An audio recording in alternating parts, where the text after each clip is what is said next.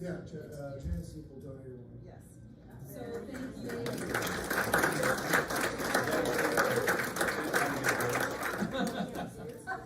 Cheryl, take I don't know if you know, this is by the front desk, but you know, this is what we stand for. For our speaker tonight. You can't vote for her. Michael, because he has done so much work for the library, he's always constantly doing our tech support, everything else. Michael had found these a couple of years ago at a garage sale. We were kind of fighting along the garage sale table, so they were on the garage sale, so then I snuck them out. Thank you.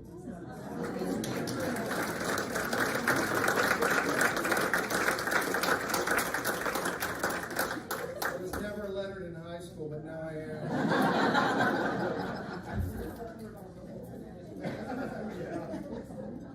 All right, we do have some giveaways, and these Michael is going to talk about. We've also brought some giveaways.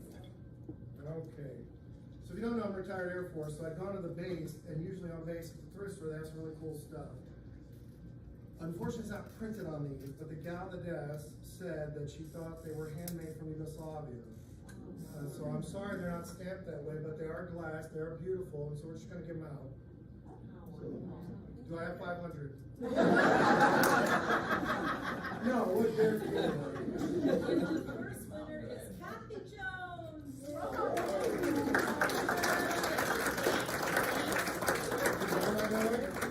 Kathy? Take your choice. Which would you like? I take that one. All right, Oh, you're welcome. the Congratulations. second one is Mike Zach. No.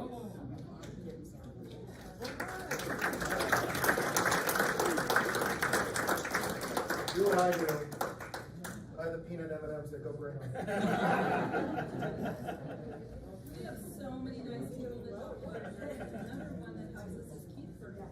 And he created these little wine holders, and supposedly, well, we have done it. You can get them to balance so it looks like your wine is floating in the air. We didn't do that tonight, but we're giving out 4 of these, and Keith made the wood and stopped and invited the wine. So, and I'm going to give one to one person, and then there's 3 back there. Phyllis Karpashek.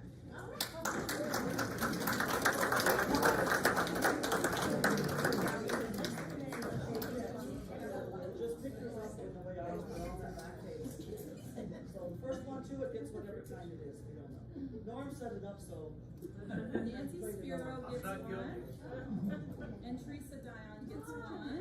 Hey, all right. And Lucy Kuba gets one.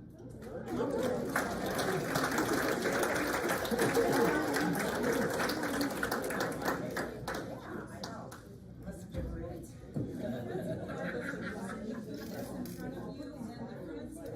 Hard today to put it all together, so please give them a hand.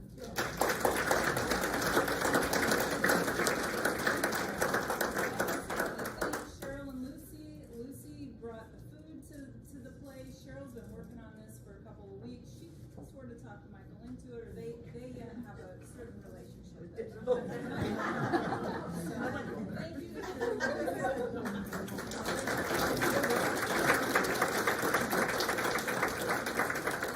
thank you to all the Friends members who helped tonight, and some of you just jumped in because you saw we needed help, and that was awesome. So that's kind of the way it works for us. So where did our speaker?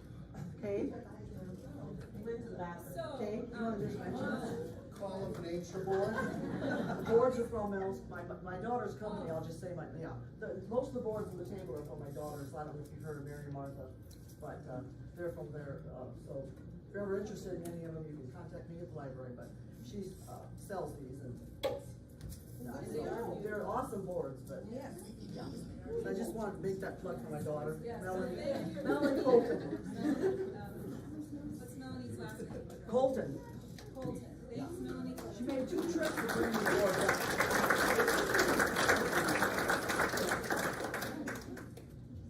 So without further ado, I'm not going to say a lot about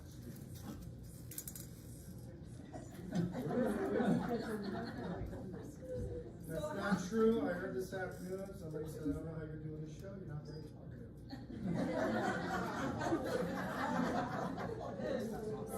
Oh my God, I cannot believe my cousin just laughed out loud.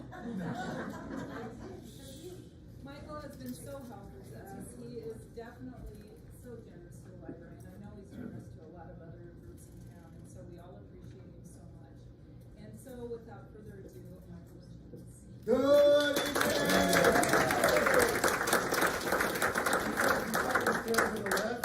Some of you know me, know that I travel with several people, Deb Dinkelman, Joanne Luker, Susie Lou, and I was just laughing because I was watching Joanne with the bottle up and like there were drops coming out. She'll wait till they all come out. Make those plugs while I can, man. So good evening. So we got a couple disclaimers we have to get out of the way. We've got a lot of different people in the room, we have a lot of different backgrounds, so I have to say this to clear the air. One thing we can't do is we're not going to talk about any current news events because they're too volatile. So we're going to stay away from all that, politics, that kind of thing, religion, this kind of thing. However, drugs, rock and roll, and sex, open season. So, we're all adults in here. Everybody's an adult. We don't have any kids in here. If there's anybody under 40, raise your hand. I'm 56. I'll be 57 in May. So, I was just telling somebody earlier that I was really upset that I filled out a survey and I'm no longer in the 45 to 54 category. I'm actually the 55 and up category, which personally I think, excuse me for saying so, it sucks. It's bad enough knowing you're getting old until your grandparents and your parents make fun of you and they're like, one day you're going to be here and you'll be making notes, and I put them on my dash, sticky note, pick up string for comedy show. Stop at Family Dollar and get tape. And then I wound up at Menards somehow, I don't know, and Jackie Mushek called me, she goes, I know you're probably not awake, I know you're probably not out, you're probably not even on the road. I'm like, I'm at Menards. So anyway, so we're getting the ball rolling. So I have to clear that up. The second thing is, this is all for the library.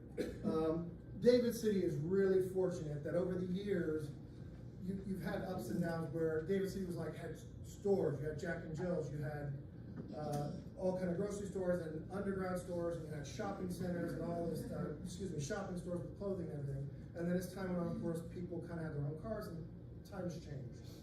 But it's nice to see that we have, a wonderful theater, the Thorpe Theater. We have Winfield's for small shows. We have a fantastic library.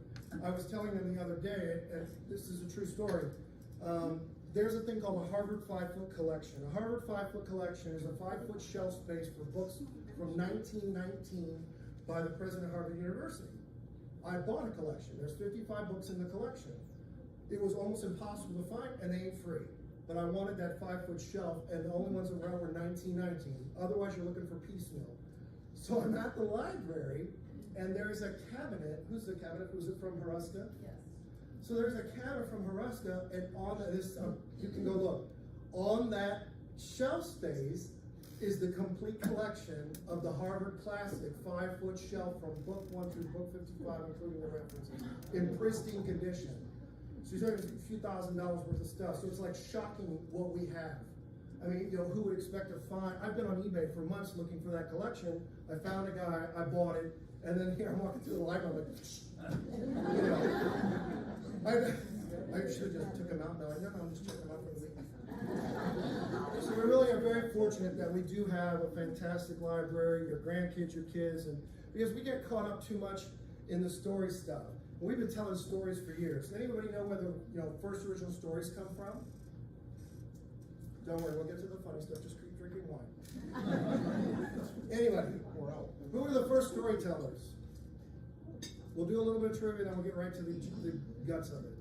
Cavemen. They wrote on walls, drew pictures, told stories. We go to the Egyptians with papyrus, hammering papyrus out and writing hieroglyphics on it. They still quite haven't figured out duck, duck, goose. So all right, I was going to try it. I was going to put a feeler out there for it. I didn't say it was funny. Going forward, though, you have the Roman Empire, all of their stuff with writings and stories, and we continue to go forward with stories, but times have changed, right? In the turn of the century, we had books, we had hardcover, you've got the Gutenberg press, and we're knocking stuff out. But now, in the last 20 years, what are we doing? The kids with the tablets, the kids with their phones, they're on the PC. They're sitting at home listening to audio. And so things have changed quite a bit. So what we're going to do with this comedy show is we're going to talk about stories through time. And I'm going to tell you some stories about family, which they're here tonight, so I'll point them out as we go along.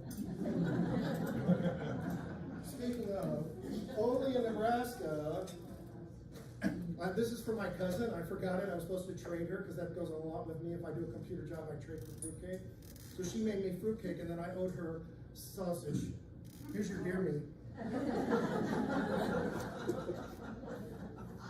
That's the truth, right? It's a great barter system. Yeah, so, you know, we talk about all kind of things going on with writing stories and everything else.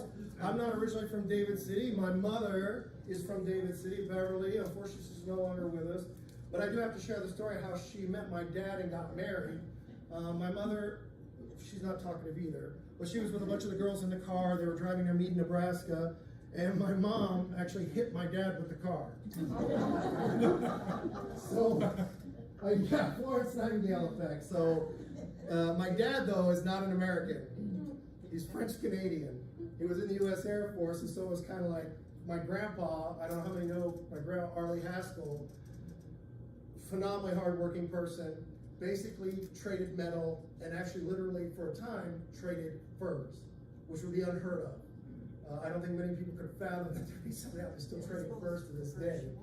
Grandpa used to trade furs. He actually had we still have a receipt book in the house where it said furs, metal, and something else I forget. I just thought, wow. So Dad and Grandpa, so they eloped. They went to Yankton, South Dakota, got married, and then went to Miami, Florida. That's why my hair is like this. Probably the one with gel. Okay, so I brought notes because normally I don't do notes. If anybody who into my comedy shows, I normally don't do notes, but I did bring some notes.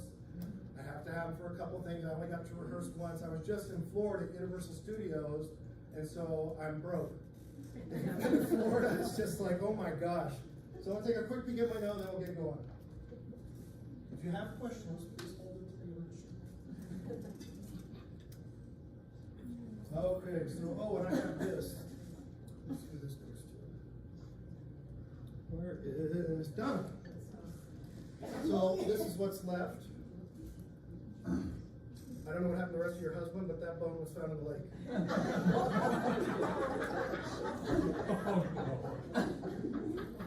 I just, Tom said, give it to you, and he'll talk to you later. I don't know. If you have something to do with it, now's your chance to just quietly get up and go to the ladies' room and. If it's off color, just, you know what, roll with me, it's alright. So we were talking about turn of the century stuff, so this is the truth here. Most of the stuff I'm going to tell you is usually the truth. It'll be funny, but it's the truth. So my grandparents lived here in Nebraska. We lived in Miami, Florida. So in Florida, I had my own room. I had my own bathroom. We had washer and dryer in the house. And nobody ever thought about it. We used to watch Little House on the Prairie. How many Little House on the Prairie fans? I know there's some younger people in the room, but anybody watch Little House on the Prairie? So it was a show about the 1880s and 1870s, growing up in the Midwest and farming and outhouses. And I can tell you right now, I have oil lamps. They were never, ever that bright. She'd turn the oil lamp up and the whole room lit up. I have 5 of them. They never get that bright. So we're in Florida. We come to see our grandparents here in Nebraska, and it is like an alien world to us. You have all these sloped roofs and pine trees that stick you and prickly grass and people that keep saying, I suppose, and I'm like, it's supposed. There's a U and a P you're missing. I suppose so, not I suppose so.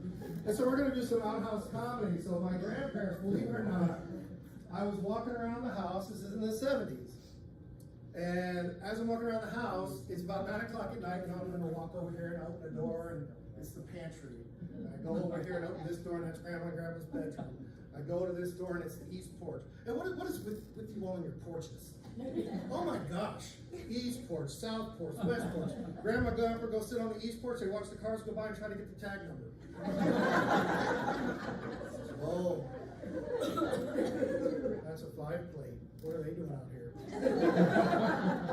Yeah, when you're kids, you're thinking, you're right, they're crazy. So, lo and behold, Grandpa sees me wandering through the house. He goes, what are you doing? I said, I'm looking for the bathroom. He goes, well, here, come here. We go to the north porch. I didn't even know what north was back then. I'm like, I just thought it was some name, like when you saw a tree and you went, tree. So I went to the north porch. He opened the door, he pointed out into the darkness, and I'm like, I'm not peeing in the woods. He goes, no, that's the bathroom. I'm like, I'm not peeing in the woods. And I shut the door, and I thought he was crazy, and I walked off. And he also used to call me Skipper Pete all the time, so it kind of cemented the whole crazy thing, because my name's Michael. I don't know where. So, anyway, about 10 minutes goes by, and I'm frustrated. Finally, I go to Grandma. You know, if you can't get Dad to tell you, go to Mom. And Grandma says, what are you talking about? So she leads me to the door. And I'm not peeing outside. Grandma goes, we have an outhouse. You have to go outside and use it. I said, what is an outhouse? It makes no sense to me. And so she walked me out there, and there was this wood building. So you can imagine the shock. I'm like, I'm not gonna sit there. And she opened the door and had a hook, and they had a glass window, which was really awkward. It wasn't even tinted. At least Florida would have been tinted for the sun. Yeah, actually my cousins would know. And I looked, showed the door, and there was 2 holes basically, and carpet, and like some magazines. Luxury! If any of you don't know, we had a show for the church at the Aquinas. And every time this guy said luxury, I couldn't stop laughing. Because you'd say, you know, we walked uphill both ways in the snow with a dog biting us. We bled all the way up the hill. We got to school. Our teacher used to beat the heck out of us. And then we had to walk home with the same. And then Jim would go, luxury. So, you know, and you sit down, and how many of you have done outhouses? Like literally, okay, well, this is the 70s. It's not 1870, it's 1970. 1977. And so you can find it grossly disturbing if you have to go in there and put your pants down and expose your bare end in some hole, you know. I didn't even think of spiders. I was probably a little prissy as a teenager, like, what about the bugs in the dirt? Yeah, my grandma, we've been using that for years. So I thought, okay, I sat down, and it was the most disgusting experience of my life. Because the carpet apparently had been wet at some point. And what happens when wet carpet dries and you don't clean it? It's Nebraska football turf. Hey, you know, so I sat down, well, then God bless my grandma, you know. So there's that window. Is everything all right? Okay. Normally a teen doesn't even want to be seen. Nude. The last thing a teen wants, especially a male teen, is to be like, okay, yeah, it was my grandma looking at me while I'm going to the bathroom. 10 minutes later, I'm reading the National Enquirer, trying to figure out where the toilet paper is. 2-headed snakes. A baby that died and was reborn in Africa. A child with 17 ears. Next page. Who's read the National Enquirer or the Star magazine? If you haven't read it, it was basically just full of nonsense. So Grandpa comes out. He's like, "What are you taking so long for, Skipper Pete? Why don't you just get done, get out of there?" There's no toilet paper. Sure there is. No, Grandpa, there's not. There is no toilet paper in this house. You're holding it. So I just, you know, I thought, well, okay. One, the paper's not right. Call me crazy, it's not white, and it certainly doesn't feel comfortable.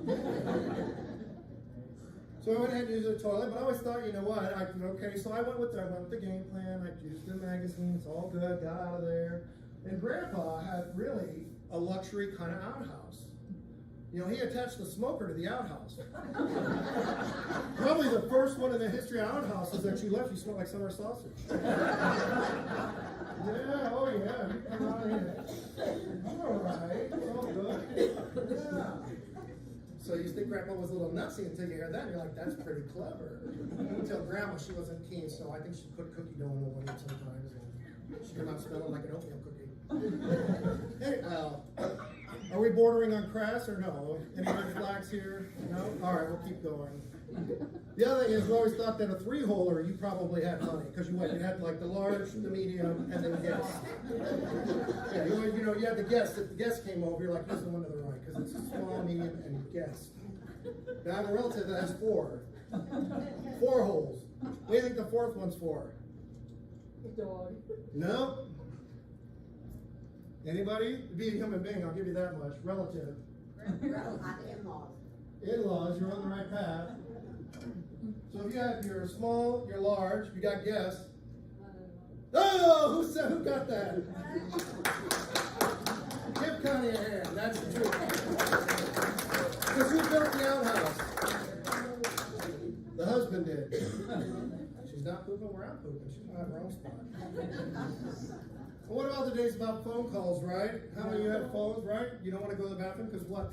I hear the water. I can hear the water through the phone, right? Cell phones today? Are you in the bathroom? You're not talking to me when you're going to the bathroom, are you?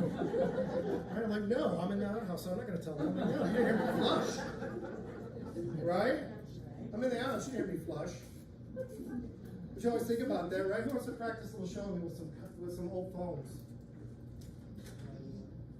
Let's see. Yeah, let's do some old phones. Let's see. I got it. Okay, here we go. This is mine. This is a local. Here you go, Jim. You just hold that. Hi, Jim. How are you? Good. Good. Yeah. Hey, listen. I got another call coming in. Hang on. Could you hold that phone? Yeah, just hang on, Jim. We're gonna have to screen that call. I'm sorry, I'm not available. I'm screening this call. All right, Jim, it's good. You can talk to me now. Go ahead. Now you go. How's your wife? Kind of good? So far. All right, good. All right, so we're screening that call. You don't want to hold that again, do you? It's like the one at the lab. Hang on, I gotta find one more prop. Oh, here we go. I forgot this. All right. Oh, who said that? Donna? Vicky. Yep. All right. Back up. All right, since you were such a good sport, you're going on the party line. After you hold that one. Yeah, that's how we did it in the old days, right? Party line. Oh, there. How are you? You good? Yeah? How's your wife? Okay. I got Jim on the other line. You don't mind, do you? No, not at all. Well, party line is usually what you'd have. Anybody who had a party line before knows about party lines, right? But you didn't hear English, did you? Yakshima Sheravishishay. Rabja Dubja, yes. You heard Czech on the phone. But they didn't want you to know what was being said. Grandma Haskell was keen to say, oh, if there's somebody on the bull hunk on there. Yakshima Sheravishishay, and then she would go off. If she's saying it really fast, she's cursing. All right, you hold that one. You talk to your husband. All right. Whoops.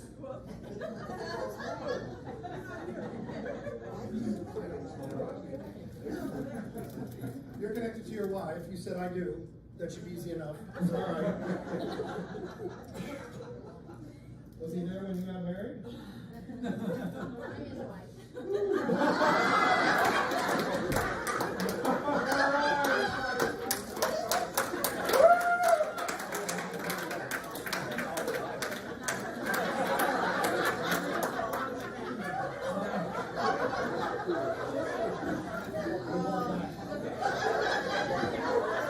I'm screening that call. All right, Sharon, you take that one. Jane. Rude. You could have just rolled with it. I see her in New York City, a comedy downtown Manhattan. Like, no, she needs to go. Tell the mob to get Vinny Bumbasso. Come here and get her. All right. Now, if you're in the outhouse, we have the long distance phone. All right. Well, you can have that one since you were kind enough to tell the truth. All right. Now, where's let's see. Yeah, that's with the extension. You see, so now we've got what? We've covered all the calls. Right. Now, here's the fun part. So in those days, how did we do call block?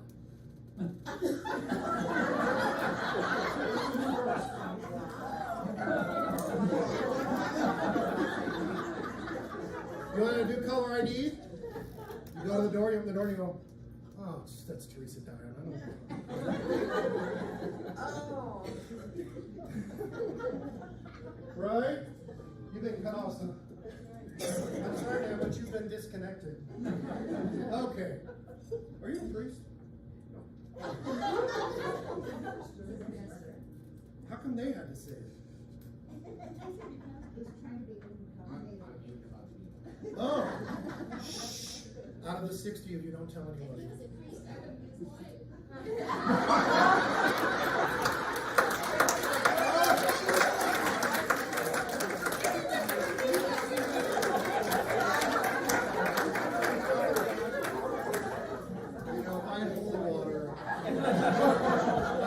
Splashing this table.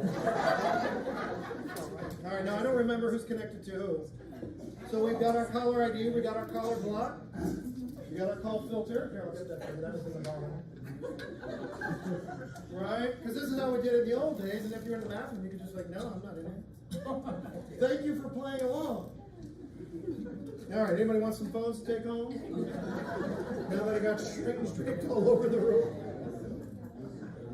Lord, boy, have I been fronted.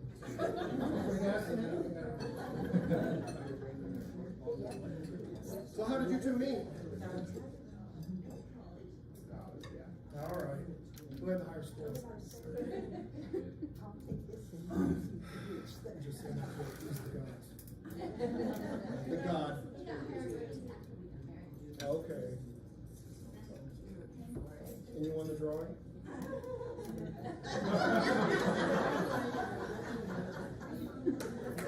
All right, thanks for playing along. There you go. They got it.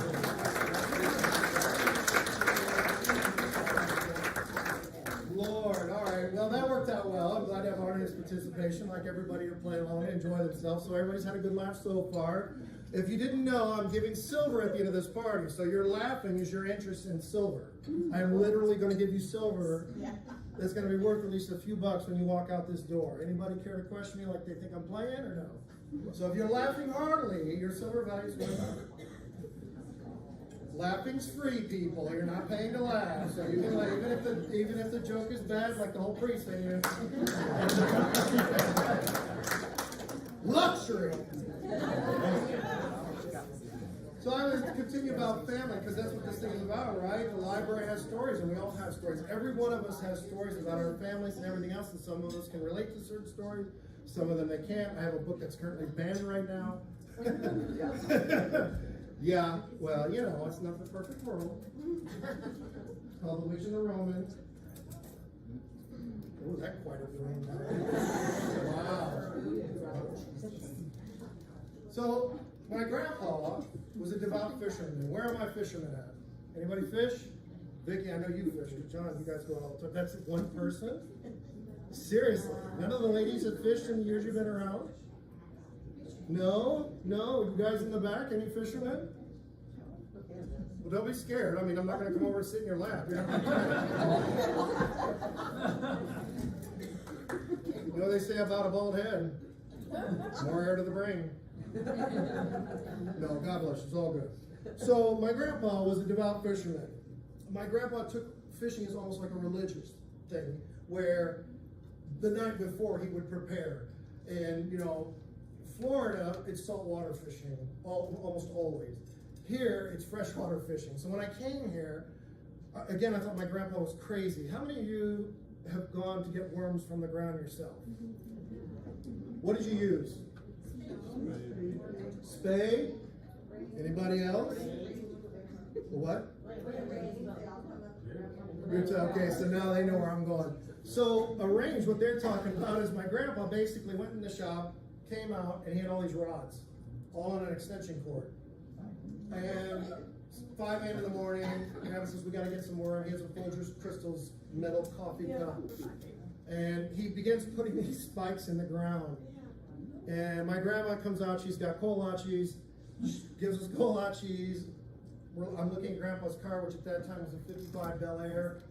I used to love to watch him shift because he'd always go from first to third about 6 miles an hour. You know, and if it didn't work, it was terrific because Grandpa was just going.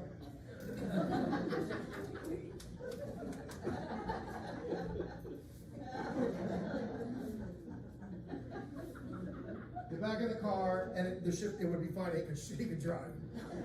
He was also the same guy who would go downhill with the engine off, and then get halfway up the next hill and start the motor and then go over. I can't do that with my new Jeep. I've tried to shut it off and it just doesn't work that way. So Grandpa was a devout fisherman, so we would get these, that's the thing, I thought, where in the world am I gonna run into somebody who sticks metal rods in the ground and the worms just come screaming out of the ground? My grandpa was keen. I mean, he had everything you could imagine for fishing. He had a tackle box. It was a 25-tier tackle box. It was mechanically operated. It was really cool. I mean, he'd get the extension cord and he had a little thing in the trunk. He'd plug it in and it looked like a stadium in Lincoln, you know. It had everything. You know, it had lures on that side for the Dakotas, lures on that side for Minnesota, lures on this side for going to the ocean. It had a bait and tackle shop. It had a bathroom. It had a little building station. There was even a place to have dinner if you wanted. You could pull a little tarp out and sit down with a bench and a picnic table. I mean, he had everything in this. Engine repair shop, fiberglass, you name it. He loved to fish. So he had little tolerance for mistakes. You know, if the bobber was there, it was 3 feet to the hook. If you had a leader, it was steel and it had a wire end on it so you didn't lose your fish. If that was his spot on the boat, just don't even. So my grandpa had 3 sisters that Vicky can tell. So Hazel, Dorothy, Vi. Grandpa had 3 sisters. 2 of them went fishing with him, Dorothy and Hazel. Hazel, I'm not going to talk about because there's people under 40. My Aunt Hazel, she's a lot of fun. So my Aunt Dorothy they went fishing with Grandpa. And so they're out in the boat, they go to Minnesota, and my grandpa, like I said, he is meticulous. You know, that's the spot, I don't need a fish finder, I've got my motor going, we're gonna go out to the lake, we're gonna get out here in the water, and that's it, that's the spot, stop. And they would stop, and my Aunt Dorothy knew my grandpa, and she put up with him for all those years, and she said, "Just grandpa, just deal with it." And he's gonna drop the anchor. And she had that anchor the whole time in her hands, just holding it, you know, like a Bible, with the priest just had it in her hands. They got out to the spot, he said, "Drop the anchor." And she dropped the anchor. They started fishing. Nice breeze, beautiful sunshine, probably 70 degrees out. And Grandpa starts to do this. "Dorothy, did you drop that anchor?" "Yes." "Well, it looks like we're moving." "Arlie, you said drop the anchor. I dropped it when you told me. What'd you tie it to?"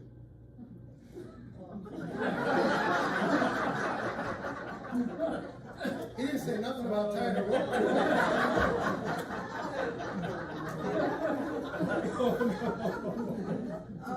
$38.65 later, it is hardware. You want to talk about one angry 78-year-old? "Nobody dropped, hey, I can drop that anchor over the boat, let's go down the water, this I have a rope tied to it." It sounded like he'd been to a lynching and nobody made him not. Lord have mercy. So he was a devout fisherman. And one time we brought him to Florida to go fishing. You know, Florida, we have glass bottom boats.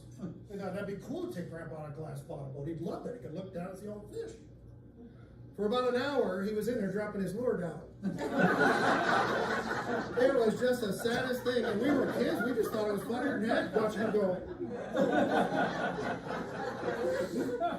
And it would hit the glass and, you know, go over there. Well, it looked like it was underwater to him until it hit the back of the boat. And he'd reel it back up and he'd drop it again. Like, grab it. It's glass. It won't go through there. He goes, "Well, what do you do if it's open and you don't have a screen?" You got me on that one. I don't know how many glass bottom boats that you can actually open it like a window, and I guess if you had a screen to keep the flies out, yeah, okay, that works for you. Lord have mercy. So Grandpa was a lot of fun. Grandma was a lot more fun because she kind of held the reins on most everything. You know, Grandma made the coffee, Grandma baked the food, and if he said anything, she'd go, "Ah!" I don't know, Linda might be able to tell better, but my Grandma Haskell's, no, she just didn't test Grandma. We'd gone over to the neighbors one time, the Koschek farm. We're kids being kids, we had sneakers on, we ran off through the pig field and cow field, and the poop got all caked around our shoes. So our house is 1898 that we still have here in David City. So it was just board and then like thin carpet over it. So the front door was up here, and chunks of cow crap are just. Arlie! How's that breaking this manure in the house? Yeah, we're from Florida. We didn't know what manure was. I mean, I had horses, but I didn't pick it up. Lord, so yeah, so so how many of your grandpas, grandmas are kolache bakers? Yeah, Deb Dinkelman did me a big favor one time. She cooked kolaches. There was a gal from the Hastings, Nebraska, and I'd gone to the Macy's Day Parade. I'll just share this real quick. And I met the CEO of the Macy's Day Parade, and the guy he was dating was from Hastings, Nebraska. And she said, if you could get me kolaches, I would just, anything you want, I want a job. So Deb made me all these kolaches. We overnighted them to Macy's, and I got to thank you. You know what it took to overnight flipping kolaches to downtown? You know, it's not like they were going over to McCook, Nebraska. They were going to, downtown Manhattan Macy's. Yeah, no, thank you. I thought, you will never see, I will pray to the kolach God. You will not see another kolach for the rest of your life. Lord, yes. So, I forgot where I'm supposed to go now. I took Ritalin before I came. It's supposed to help you remember, and stay focused. Lord, hang on, I'm sorry. Let me see where I'm supposed to go next. Oh, we're having fun. I'm not new. It's been a while. I haven't done a comedy show in a year or two.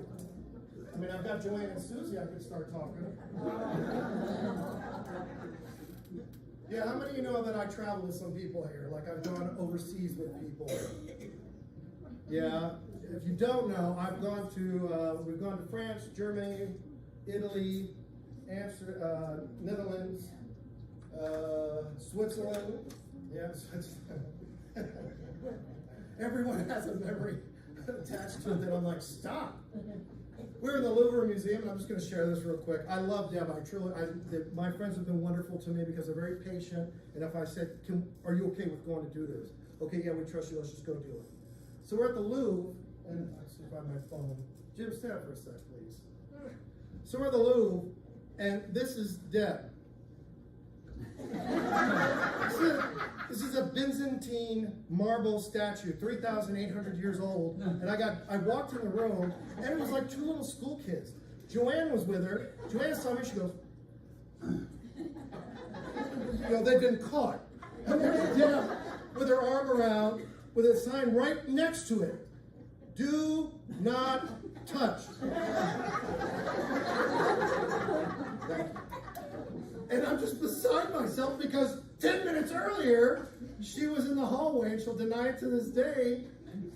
We had rushed to go. I've been a little before, so I said, well, look, we got to rush. We're going to rush. Why?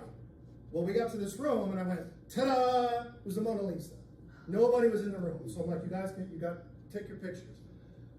Well, Deb is like a precocious 9-year-old. Joanna and I are looking in this room. We're looking at the Mona Lisa. Deb goes out in the hallway. There's a Michelangelo in the hallway. Anybody know Michelangelo, the artist? Of course. 7 years spent painting a portrait of Saint John the Baptist, which nobody's ever really seen, but the portrait was undone. Guess who's there?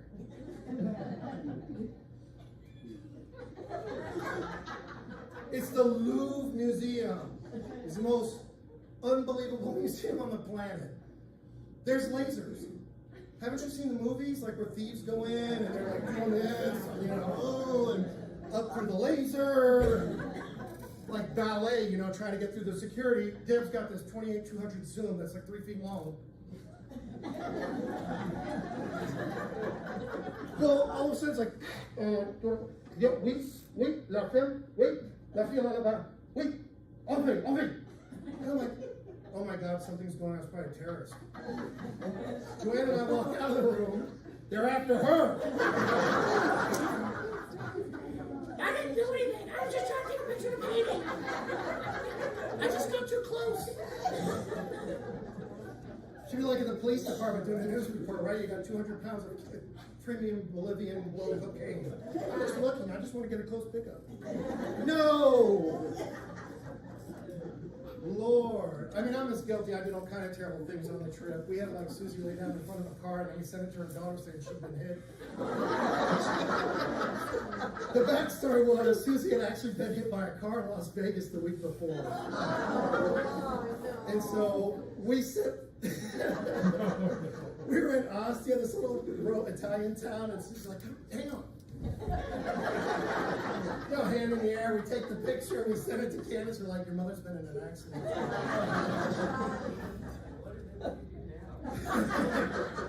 Oh yeah, if you want to have a good time on a trip, come with me.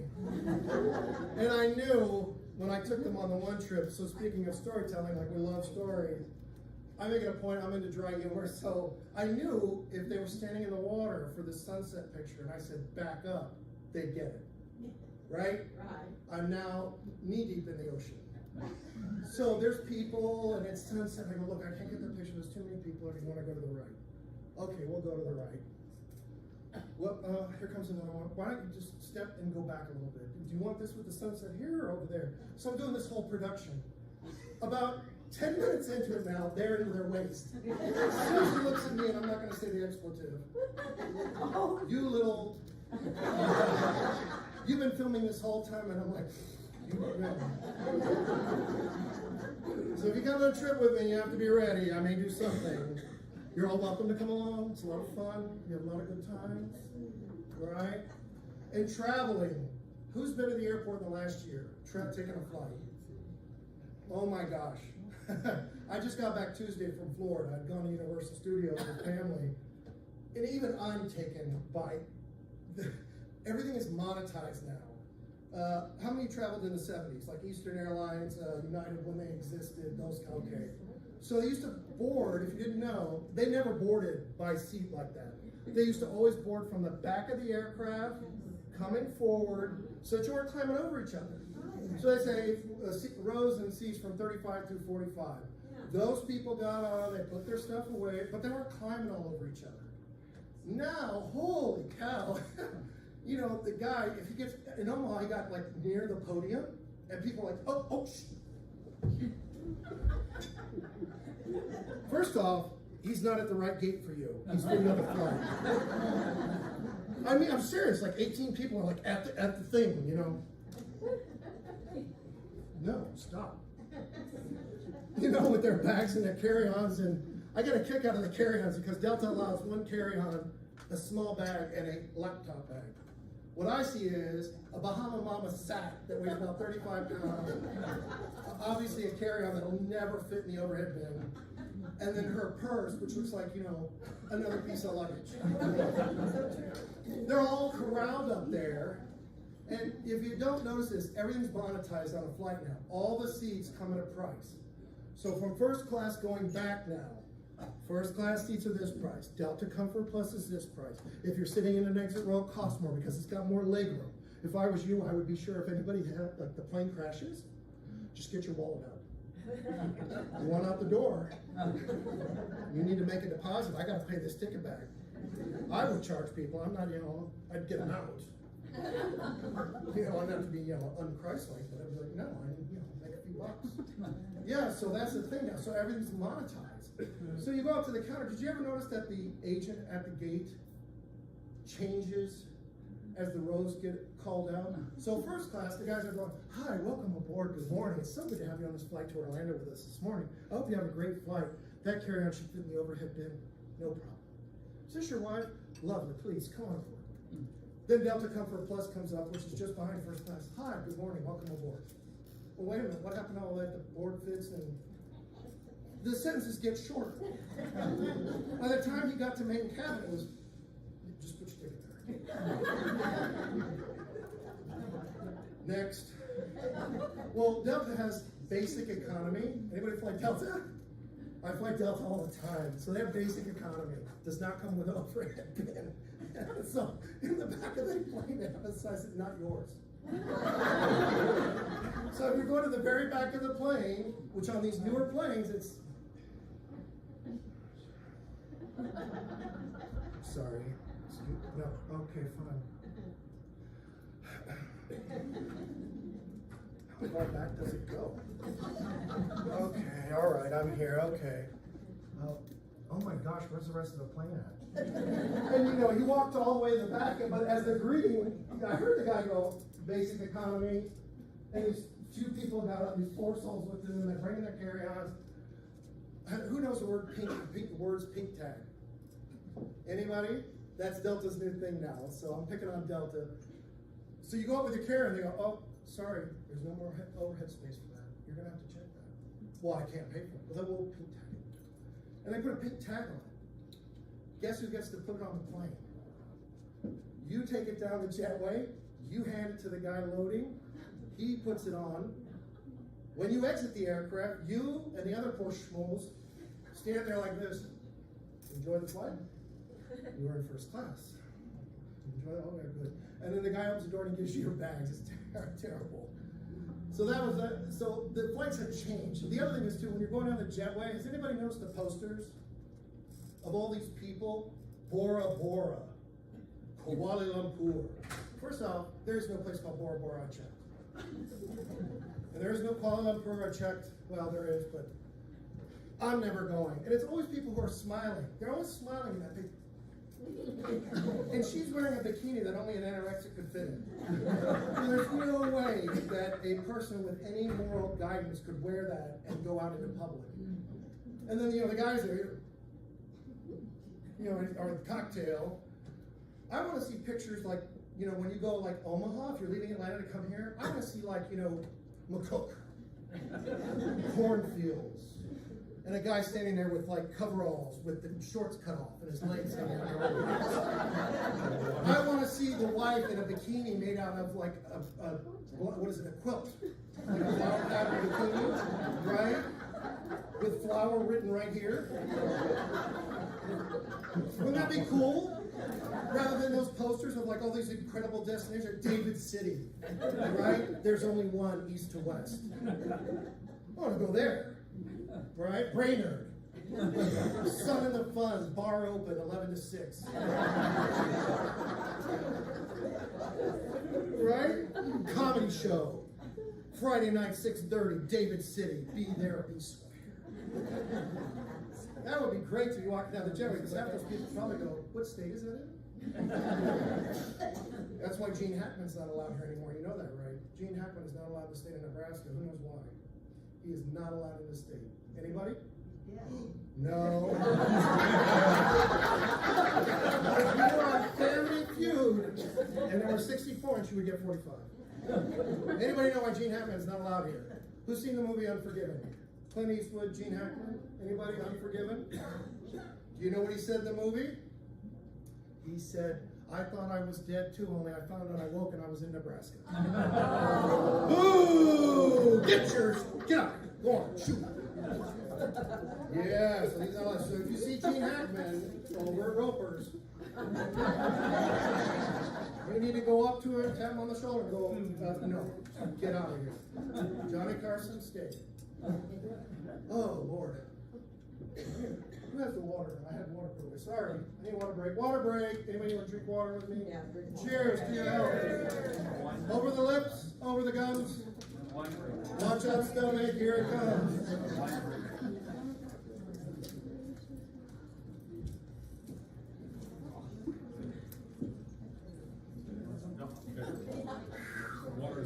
Catch my breath.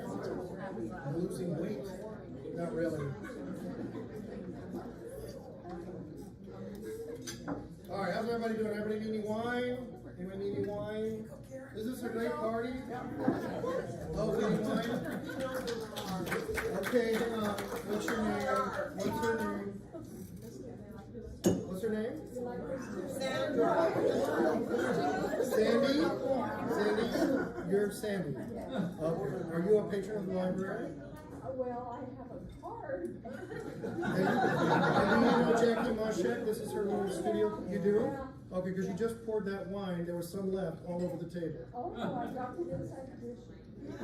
So you put it in handmade sauce. Oh! What?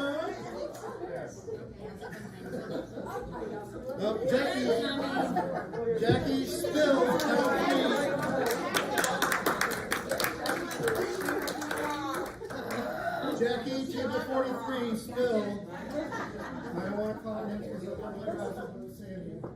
I am not going to gossip. You didn't hear this from me. Yes, and dry and red. Anybody want any brownies? Anybody hungry? Now, Sandy, I'm actually kidding. It's just for fun. All right, so what towns do we have represented here today? Who's all David City?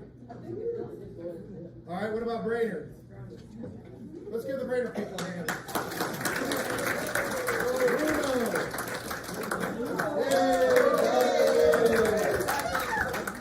Abby, roast beef at Abby's place. Abby, anybody Abby? Lachance. Lachance. Great. Where are my prig people? Anybody? Uh-oh, we're starting back zero. This is here. Lord. Bellwood, hey! Lincoln, Nebraska. There you go. Lincoln, you got Lincoln, Nebraska. Thank you for coming all the way up here. You're getting some silver. She's getting silver. She's getting more than you can roll. Honey, I got a JFK for you. All right, well, oh, surprise, Nebraska. Anybody surprised? Yay! All right, is there any city I didn't call? Rising City! Anybody else? Columbus? What town is that? Oh, Columbus. I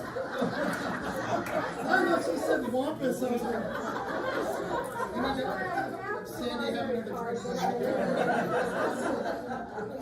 Is there somebody? Okay. Columbus, Nebraska. All right. Y'all know I'm doing some magic tonight too, right? We're doing some magic. Yeah, it's my first time. I remember that Father Holmes, was it? Stole my axe, so I had to change things up. We're gonna do some card tricks. I'm new to that too, so we're gonna do some card tricks. It's worth $20 if you want to mess me up. All right, so I'm gonna get my stuff out. We're gonna start doing some stuff. The cards are not marked. And I got big cards because I can't see. Hey, relax. You wear glasses? Oh.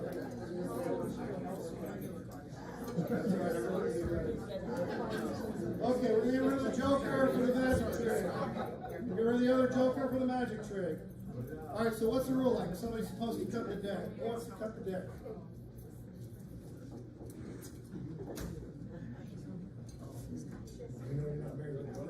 I know, not please, right? Pass it. Anybody needs a blessing, $35, so see you at the door. Alright, we're gonna cut the deck one more time. I'll let one of my cousins do it. I was watching. No. If you lazy like I'm lazy, oh, worry would you be? Okay, we need to shuffle, right?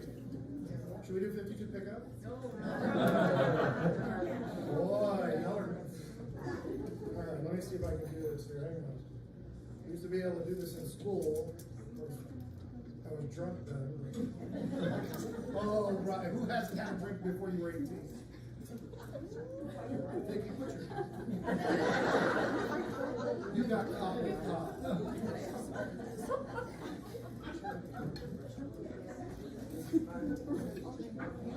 Alright, so I'm not supposed to, but I'm going to do it anyway. I'll just make a quick thing. So you know we have an election coming up, right? Yeah. Well, try to watch my step. I know who I'm voting for, but I just say vote well. There are a lot of people in play. Look at their histories, look at what they might bring to the table, because there's a new mayor who wants to run, right? A lady. Joyce? Jessica, I was in the chamber. And then, who else? Jancy Cook running. She gives you a free pizza for your vote. You didn't hear that from me because I'm not one to gossip.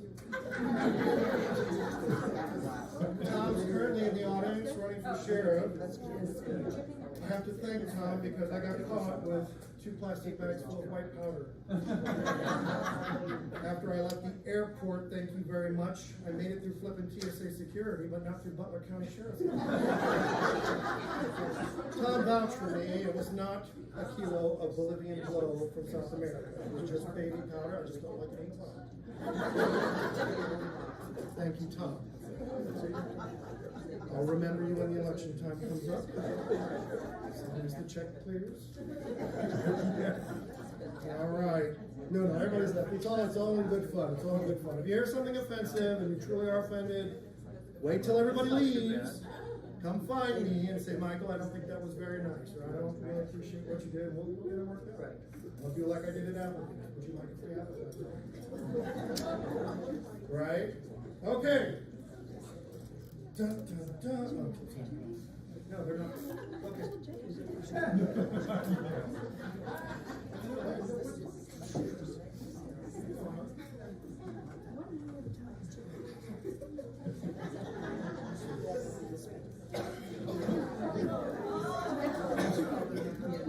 Oops, I'm so sorry.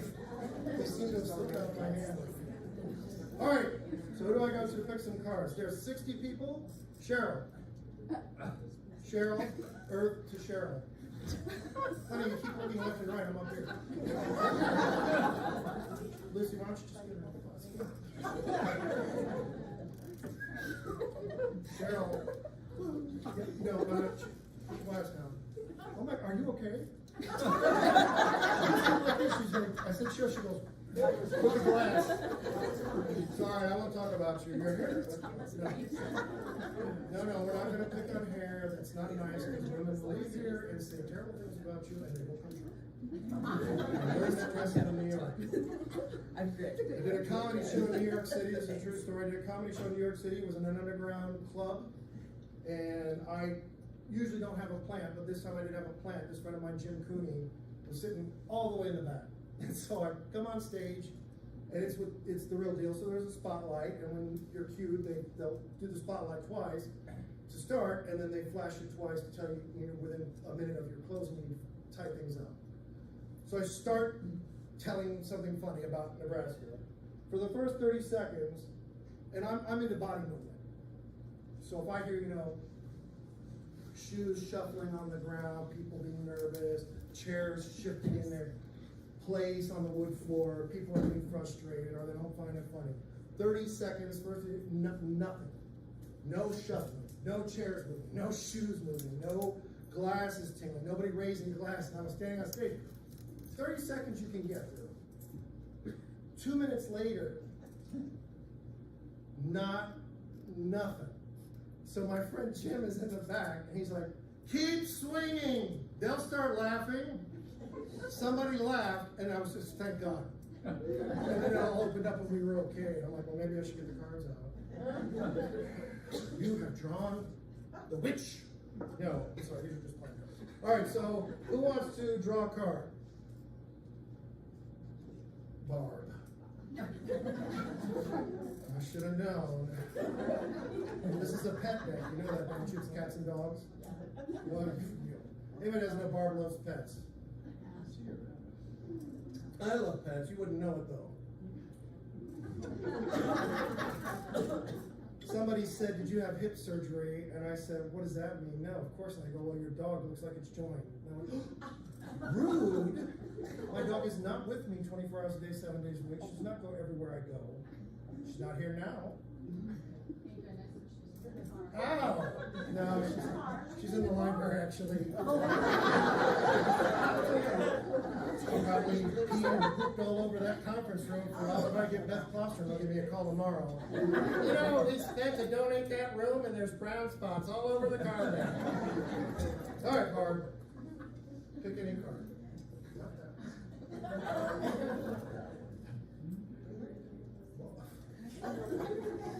One moment. Stop. Gosh, you people are vicious. I feel like I'm at that club again. I was like, eventually they'll say something funny or we should just pay our bill and go. All right, Barb, you ready? Yes, I'm ready. All right, they're slippery. Well, I don't know what. I had a girl I sat on a date once and it freaked me out. What, to pay the bill? All right, show it to your friends.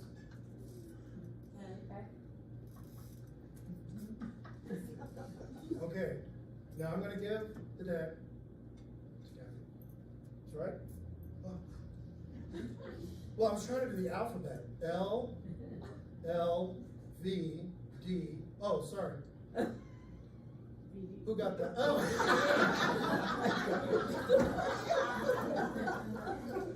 Now that was not intended. I can say what I'm saying.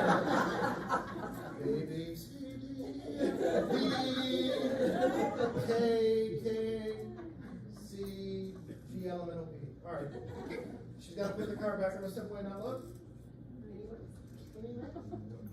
What? But thank you. Hello. No, not anywhere. Put it on the top where I can easily get it.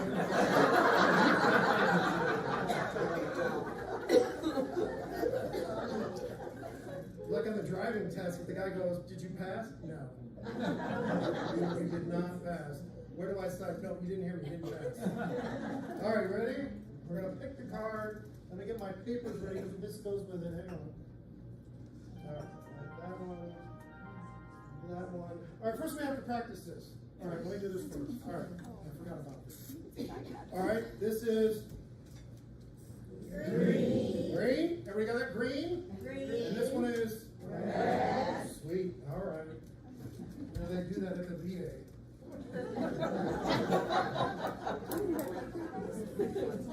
If you got that joke, if you didn't get that joke, I'll be waiting for you outside. I went for a colonoscopy a couple weeks ago. Now, hang on a minute. I'm not trying to be crass. This is the funny thing. So it's the VA, right? So I go for the thing, and I'm actually supposed to get my throat done. And the VA has had a disruptive history over the years of certain VAs like doing bad things. Like one guy was supposed to have his right knee amputated, and from the left knee down, he literally got they amputated the wrong leg. So now I had knee surgery, and I had to write R. I'm telling you the truth. I had to write letter R on my leg. The doctor came in, he goes, "We're working on your right leg." And I went, green. Like, no.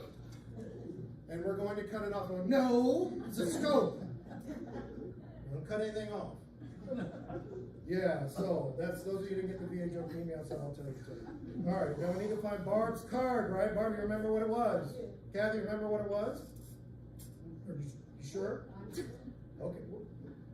You're like the dog in the back of the game. I thought you had a heck of a time in math class.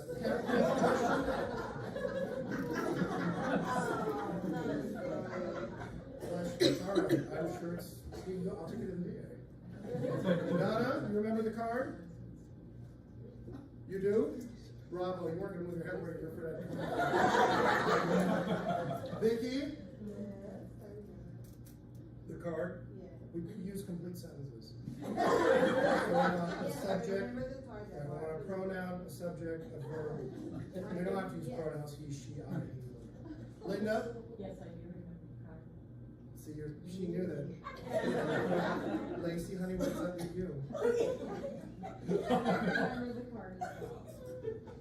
Ooh, as well at the end. Kind of like a daily participle or something like this. Yeah, all right, well, we know where you live. Lucy, what's going on back there? I have no idea. Well, there's some chatter going on. Who's your friend? That's Deb Dinkelman's daughter. Oh, wait, I'm sorry, hold on. Oh, you're in trouble now. Oh. Are you really Deb Dinkelman's daughter? I know, but not publicly. I'm Michael. It's good to see you again. You're so sweet to come from Lincoln all the way here. Well, I was already here, but you're welcome. I wasn't going to tell that part because your dad made a comment about what time the show would be over. He's watching my kids. That's exactly how, okay. Well, all right, who wants me to finish this card trick and get on with his silliness? Now, I will swear you, I will be right 100% of the time when I pick this card. How many of you believe that? Tara heard one life. Is that you, Sharon? What do you got, bobblehead like her? You don't do that at the bank when I make a withdrawal. Yeah, the bank, she makes a withdrawal, she makes $45 from your account, now leaves you with -3. Why don't you do that at the bank when I'm making a withdrawal? Okay, you go. All right, Sharon, so what? You think I can draw the card? Oh, that's so funny. Sure. Oh, these people make me nervous. Couldn't possibly take a trip with you. How many of you know that Joanne Luker pushed me in front of an ambulance in Switzerland? Oh! How many of you have seen the video of Joanne pushing me in front of an ambulance in I almost said Walt Disney. No, because you did it there too. Yeah, I don't want to tell that story. She did. She was being sweet. She heard that in Switzerland, people have right-of-way. So I don't have the video. Some of you have seen it. It's 5 o'clock in Zurich, and there's a train in front of us. There's cars everywhere. And about, I don't know, according to Joanne, it was 3 miles away. Deb and I feel that if the lights are flashing on your phone, it's probably closer. And it's like, and in the background you hear Joanne go, just go, they have to stop. Just go. It's pushing me, and we're on the curb, and I'm like, what are you doing? And there's Joanne can't go, there's an ambulance going, it's miles away. It's just like, oh my gosh, stop. And there's a train in front of us. What about the plane? They have to stop?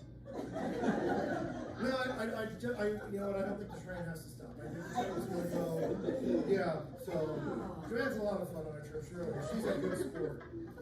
She tried the same thing in Italy with Deb, Susie, I almost said Susie Luker. Susie Lou. Where is Susie? Oh, she's in the outhouse. Susie? Well, sorry, I got cut off. Yeah, so we were in Italy and Joanne tried the same thing, and I had my phone filming this time, and I got her a second time. I was like, Joanne, stop pushing me. I'm not pushing you. And then I fell and like the bump. All right, this card trick, we need to get this over with, right? Where's my sign?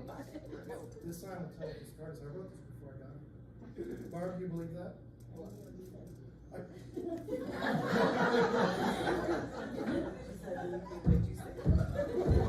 Turn your hearing aid up. Okay, I wrote the card that you drew on this. Oh, okay.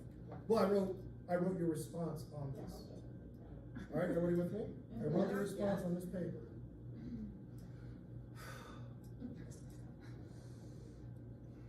I'm just channeling. No, that's not it. No.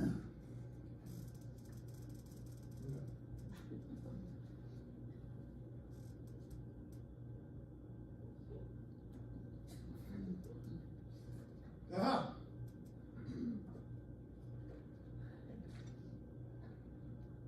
This is your card.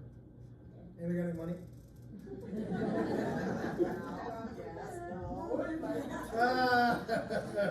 It's always the blood relatives that hit below the belt. She wants to borrow the 45 that I promised to Sharon at the bank when I'm $3 overdrawn. Now, your response I've already written down. Do you believe that?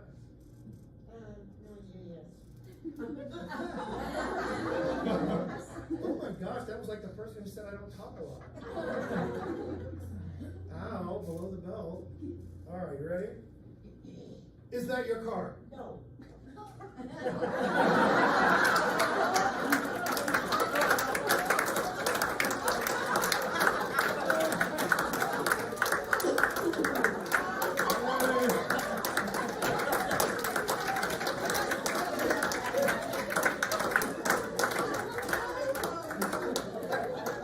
You got your $15 worth out of this part.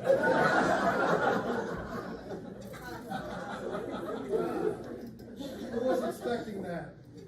Nobody? What? Holy cow.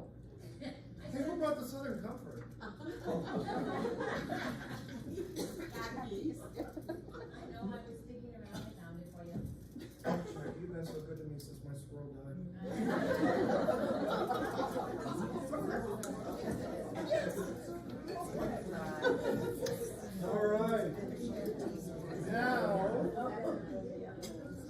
I want everybody to pick, who doesn't have a York peppermint patty? I forgot about this, but we're gonna do that. I need to hand out York peppermint.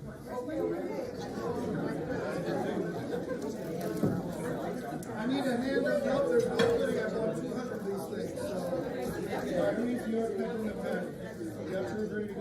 You're gonna show them? I got more. You don't have to hide it, it's okay. Literally, I got 200 of these York peppermint patties. Everyone keep a few, take some home, but you need one right now, unwrapped in your hand. Trust me. I didn't have to dress up all this.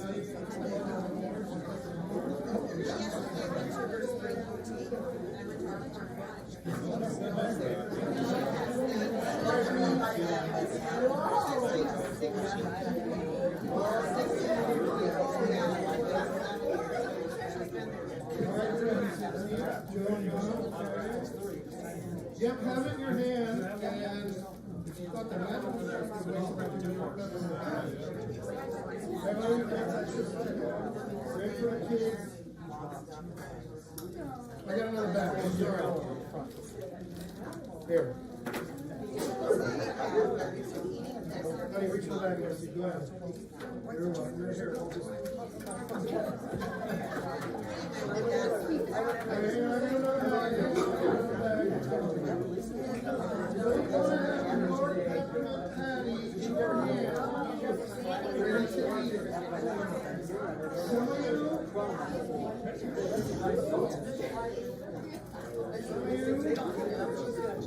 We'll get it.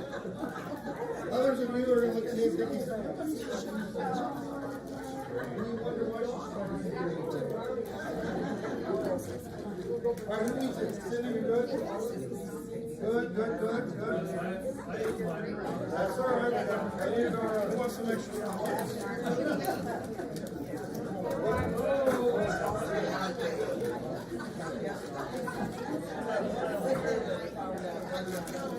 Okay.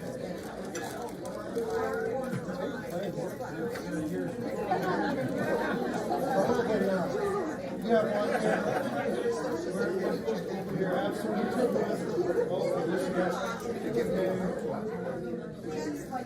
well good here today.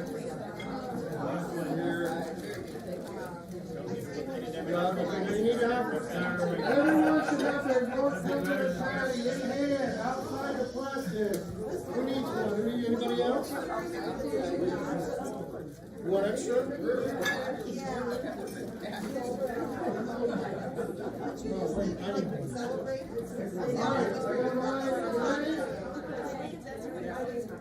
All right, I'm going to give you what they did to us at the Sistine Chapel. Silence!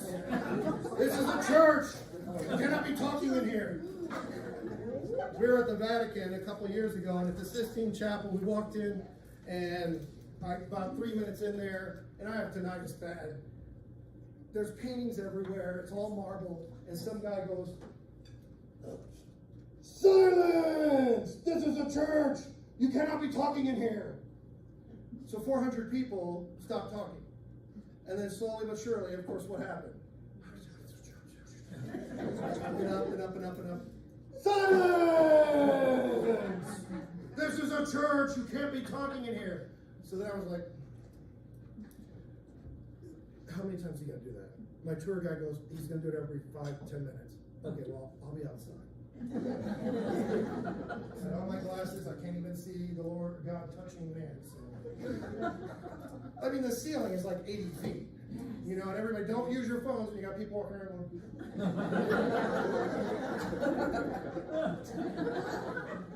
Deb, she wasn't there.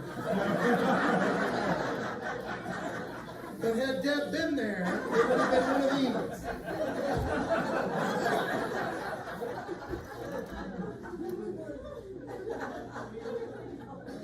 Deb, I will say this real quick with the York peppermint patty. Deb does an ice skate, right? We're in France. We're at my friend's house in France. Sophie's a wonderful friend of mine with her kids. We get the ice skates. Deb does an ice skate. Joanne's gonna video. I'm trying to get shoes that fit, and I'm getting into a match with these guys. I speak French, so we were going. You don't have anything bigger than a 14. No, that's the biggest we have. It's like having a dinosaur. We don't count it. First off, dinosaurs don't wear shoes. Okay?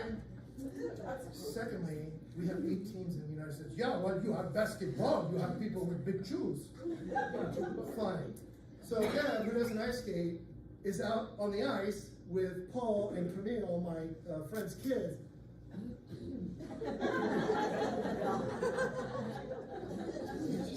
And it's like Swan Lake by Tchaikovsky.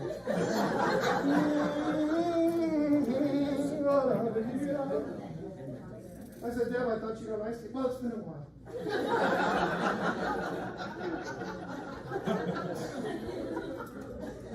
She came around from the left, backwards.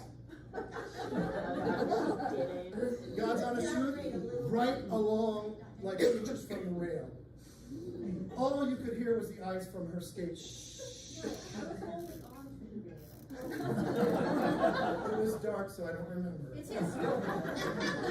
All right, who's ready for your peppermint patty moment? Who thinks you have an idea what I'm going to do? Nobody? No, your trophy's in the other box. Those of you who laughed heartily, I've got silver for you. Oh, yeah, I wasn't kidding. So, repeat after me.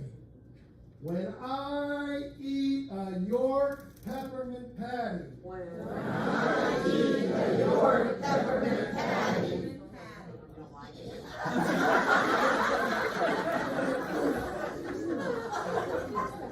You have kind of slow. Bobblehead thing to sit together. No, Kathy, I don't know.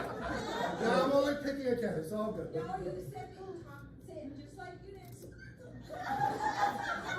All right, applause for her following instructions. All right, are we ready for the second half? Who thinks they know where we're going with this? When I eat a York peppermint patty, anybody over 50 should know where I'm going with this. I'm disappointed, but I get the cool sensation of sitting in an outhouse.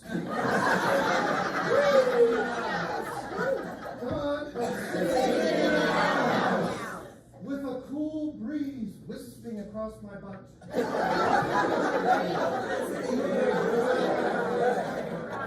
Oh my gosh, I'm our language teacher. There'd be like B's and C's. In the Alps. Ta-da!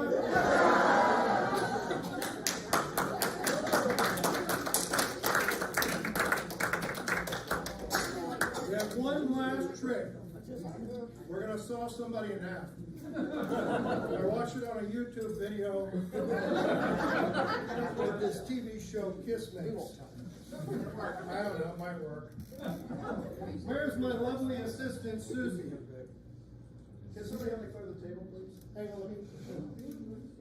Never waste a drink. Susie! Ta-da!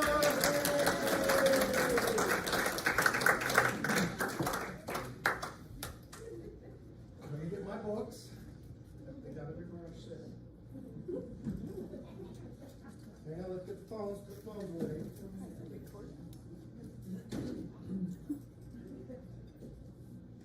Screening those phone calls. Can I have this?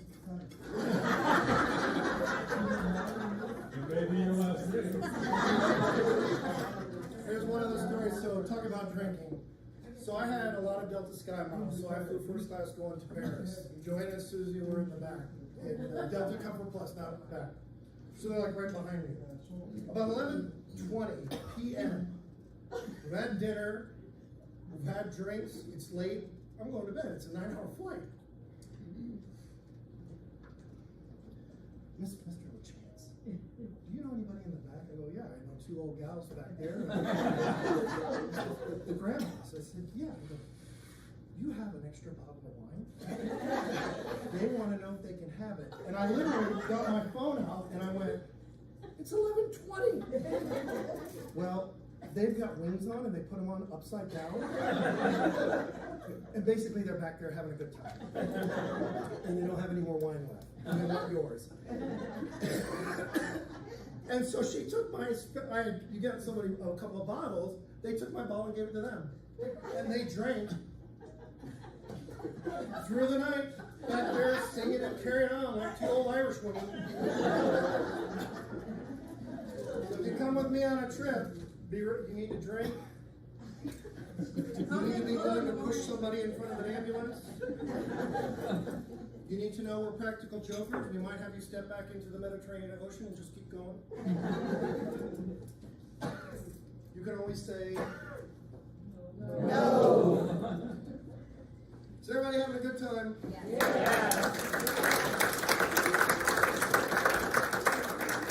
I'm glad. The big thing about this is to keep in mind is the library. Kay, Lucy, Cheryl. Lucy puts on movies for the kids.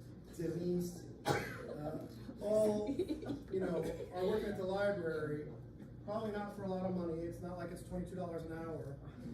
But to make sure that it's open, to make sure the books are in their proper order. Has anybody ever cataloged books before? You know the nightmare it is to write the numbers, the letters, and assign the book to where it's got to go, whether it's action or adventure, what age group.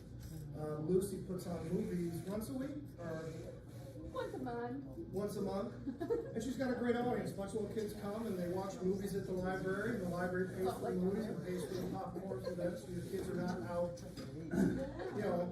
maybe getting into trouble, maybe not, I don't know. But the fact is, the library does a lot for everybody. I know for a fact there's a bunch of older guys that come in the morning. They get the paper, they sit by the fireplace, they read. I won't say his name, Dale Kirkman, but I'm not one to gossip, so you hear that from me. So there's a lot of great things the library does, and so he said, look, I'm willing to pay $15, come have a laugh, have some wine, and have some food, and leave with a portion of your money back in your pocket that will earn money, which is a very strange thing, because y'all are probably still like, what is he talking about? I'm gonna get you, don't you worry. This is another Grandpa Haskell thing. My cousins probably have an idea. Vicky, you do? All right, Linda? Lacey, I don't know if you would though. That's all right. You won't make her back in school. She's a nurse. Just don't ever let her.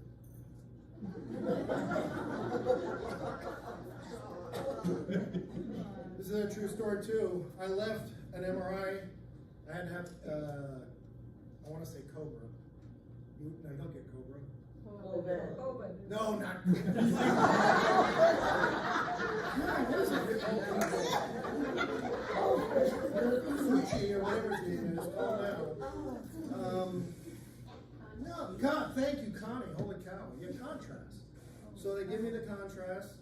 I won't say who it is. I really won't, because it would be nice. So I leave. I go to Burger King. I'm starving and I'm like, I'm just getting a hamburger. I pull it. Hang on.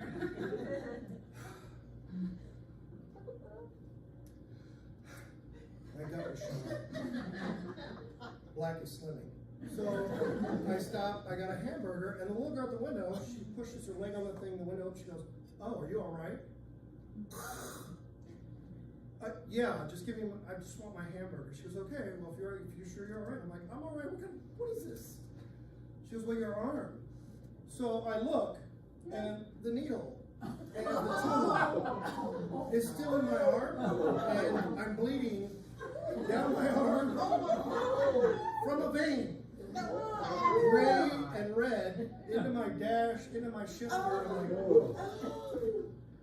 So I got my hamburger. I wasn't even not my hamburger. I got my hamburger. I drove back to this MRI place, which was not the VA. I walked in, and the girl goes, "Oh, you're all right, Mr. Chen. You can go." And I'm like, "Really?" I forgot that. I'm like, no way. You know who told me? Some teeny when you're making $8 an hour. I happen to notice that I'm bleeding all over. Now, for $5, I'll tell you outside. Okay, who wants to hold my soul? You know, you've been on for quite over here. What's your name? Don? Knotts? Well, if you don't know, you may look like Don Knotts. Do you know Andy Griffith? See? Alright. You do look like a little like Don Knotts. You got the jaw. Yeah, alright. Don, can you hold my saw? All right, just hold that strong. You okay to hold it for a minute? All right, you wait there, I'll be right back. All right, so Susie, we're gonna cut her in half. I watched the YouTube video carefully. Yes.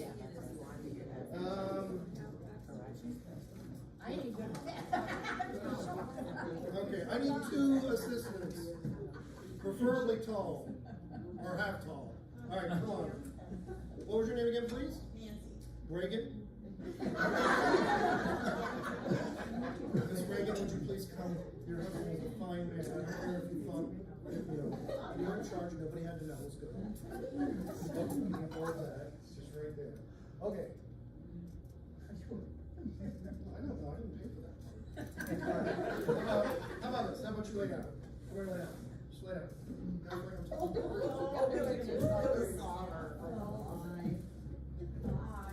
Well, there isn't one on the carpet yet. Lord, we're rewards. Lift your head up.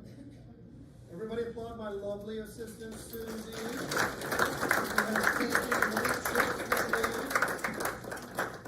open this up so we can cut. Okay, yeah, sorry. Sorry. All right. Oh. Sorry, that was a mistake. Hang on, one more southern comfort. Let's go. Right there. Thank you. I don't know about this so much with that. All right. Oh boy. Over the lips, over the gums.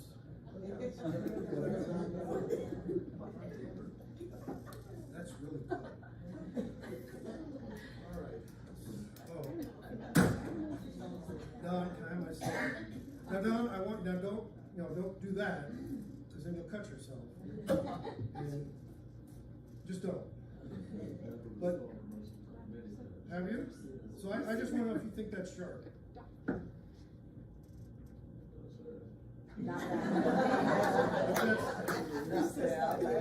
So that part, okay, you think that's the real deal though? That's, okay, all right, let's see, we'll get just one more witness. All right, make sure this is, we're not playing around here like they did at the Aquinas. We're showing a real deal. All right, what do you think? Is that the real deal? Bless you. Is this your wife?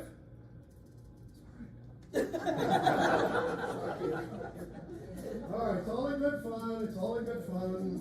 All right, I need the two other tall people, 2 more tall people, 2 more short. Somebody's got to hold this up. Who's got their phone? All right, go ahead and take the call. We'll wait. No, go ahead. It's all right. Give us something to talk about the next time we do a show. Okay, here we go. Okay, Kay. So Kay's going to hold that end. Are you going to come help? Bless you. So I give them an amen.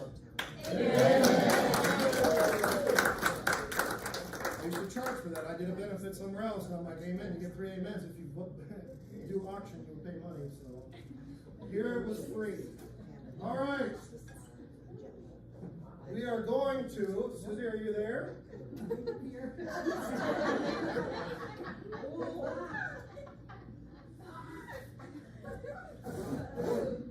I'm just checking. Susan? Bye, Sue. Are your hips really that big? It's the box. Stop. Be nice. She's married. We don't want her husband hearing any rumors. All right, we'll put that one there. We're just going to go without that box since we've got the black straight one. Oh, it's not you. You want me to move further down? I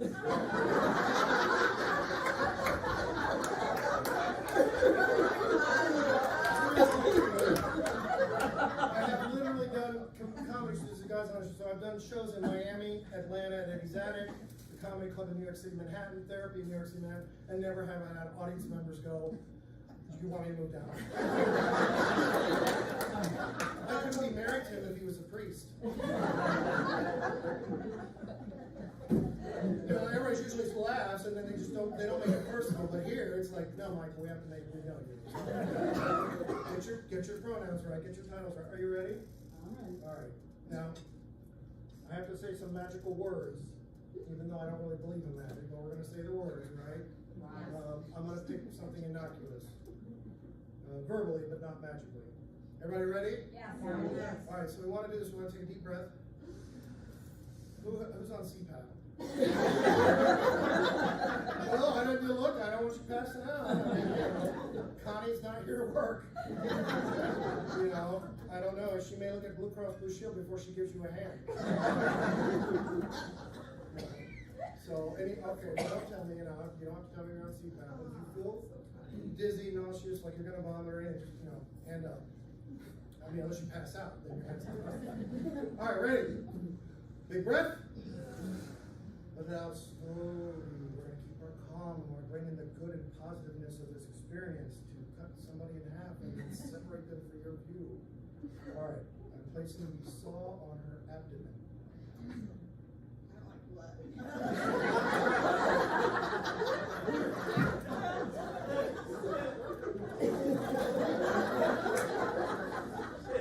I know y'all need to get home like 3 minutes ago. Didn't I say I was in Atlanta, Miami, New York? Say things or involve themselves. You don't like blood. You really don't. I think your wife probably should have seen. Well, just in case, I don't want something really to happen. I mean, I'm being serious now. If you want to have a seat, it's okay. We'll get somebody else up. I just won't look. Okay. I mean, I'm not saying what's gonna happen because I don't know. The whole thing I can just separate it over the curtain and then you can clap and then go. You all right? Oh, all right. I need 30 seconds. Okay, now when I say, I don't want you to lower it, I want you just to let go of it, this black thing. Just let it go. So we're gonna try with 1, 2, 3. Okay, put it back up. Well, you all could have looked the other way. I don't mind chiming in every 5 minutes about every other fact. All right, ready? Can I touch that part? All right. Michael, something's not right.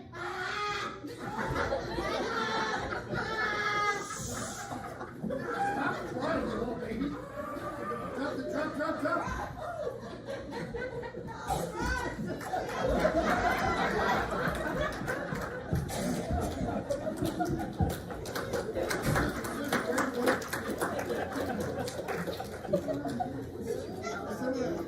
Her just leaving was not.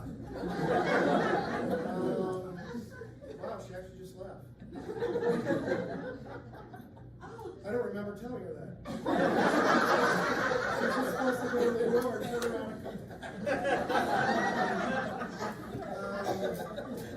Lucy, do you want to go like just check if she's like really okay? Is she gone?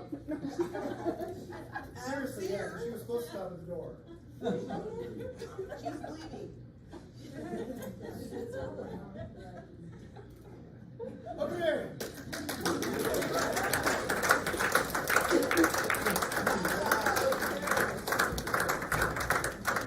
I'm honestly beside myself. She was not supposed to leave. She was supposed to go to the door and stop. That was the act. That was the laugh. But She's the one. She's dead. maybe she's on her way to her car.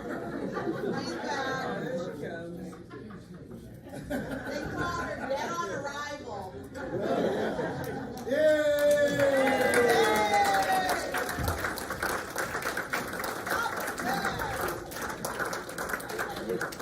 Okay, so we're gonna wind things down and bring it to a close. Just check my notes. I'll make sure to dot my I's and cross my T's. Give people money. All right, well, that's good.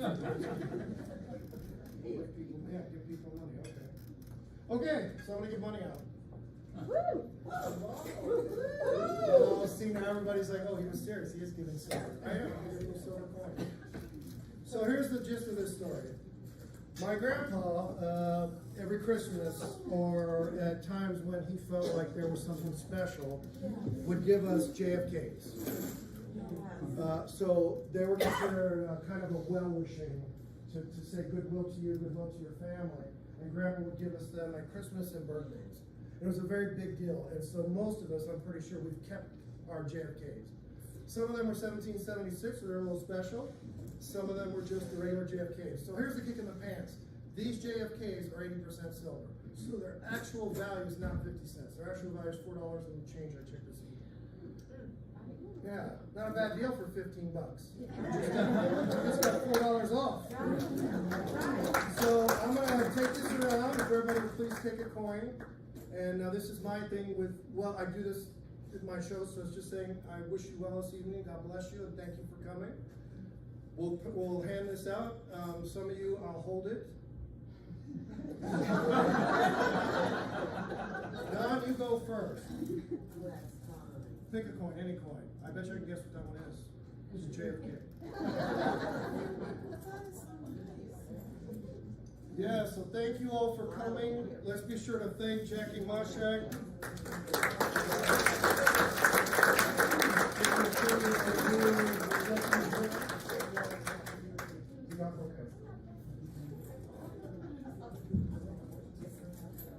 Yeah, please. Yeah. Jim, Connie. Thank you. So the coins are coming around. If everybody would take one, please. I'm going to let that just be a thing. You already know the deal at the library. I told you I'm grateful you all could come this evening. Thank you very much. I hope you had a good time. Yeah.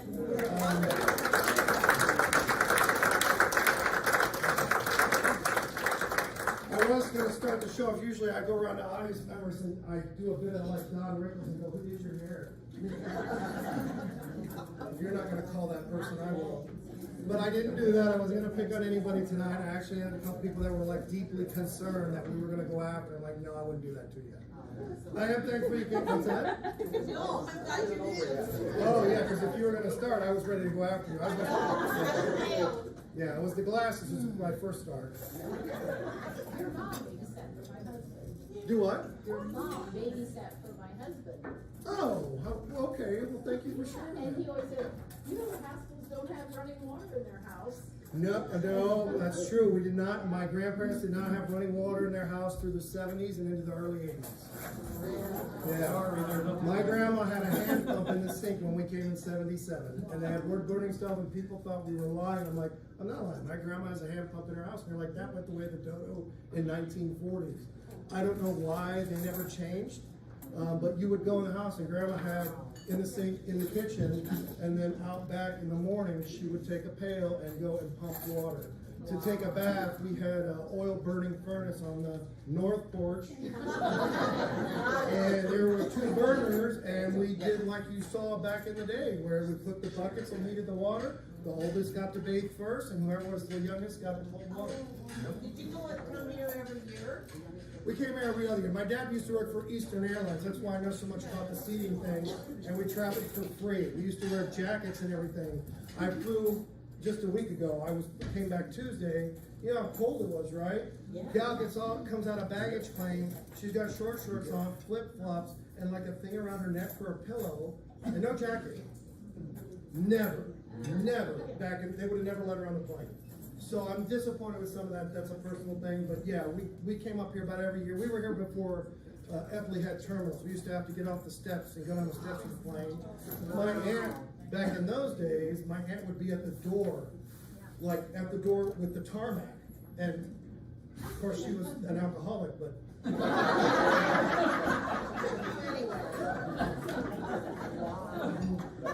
What? I'm an alcoholic. Yeah, so she would be there literally at that steel door, and she could stand on a tarmac and wait. Nobody thought a thing about it. But thank you for sharing that. That was very sweet. My mom was a new lady. She passed away a couple years ago. It's been tough because you only get one mom. So for those of you moms in the room, I would definitely say give you a round of applause.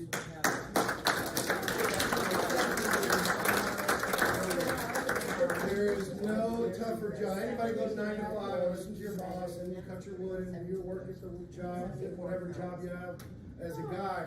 But I feel like a mom's job just never, it's just unbelievable thing. You know, come home, cook food, deal with the kids, deal with your husband, do the chores around the house.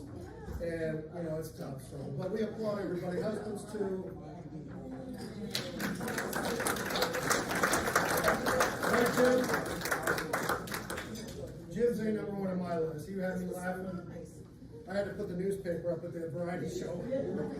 But his expression, so somebody was at the variety show, says, so this person said they weren't gonna say something. And I said, okay, then we won't do it. And Jim, we all agreed, we sat, so Jim sat here, this Jim sat to my left, and I sat down, and this person goes, back in the day, and they just started what we said we weren't gonna do, and I looked at him, he looked at me, his expression was worth its weight in gold. And you look out of the audience, I couldn't see anyone, I go, just go with it until we heard the word luxury. Anyway, all right, so that's all I have for you. I'm You were the grateful. greatest.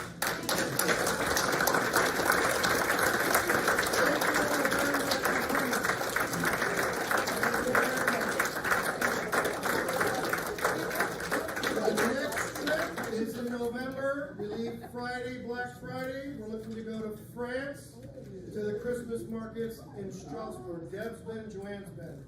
If you'd like to go, you think you want to go, fine. I'm not a tour guide. I'll just be happy to take if you want to go. Now they're going to call me after this and go, why did you do that? All right, that's it. You guys want to take any, ladies, gentlemen, if you want to take any food home, if you want to take any wine home, please, thank you.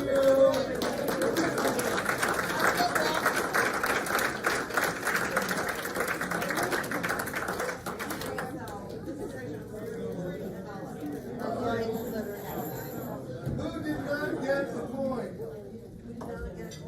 Who has somebody in need that can get this coin and cheer them up? Stick kid. Anybody? Does anybody know anybody who, if you gave them the coin and told them it's very cheer them up? Michelle, your children.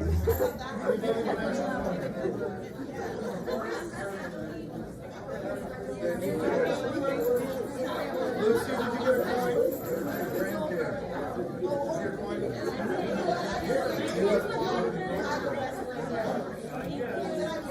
It's a well-wishing thing. So you take an extra?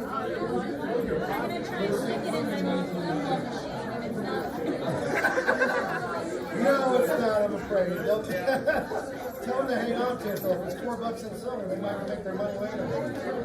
Anybody want an extra coin?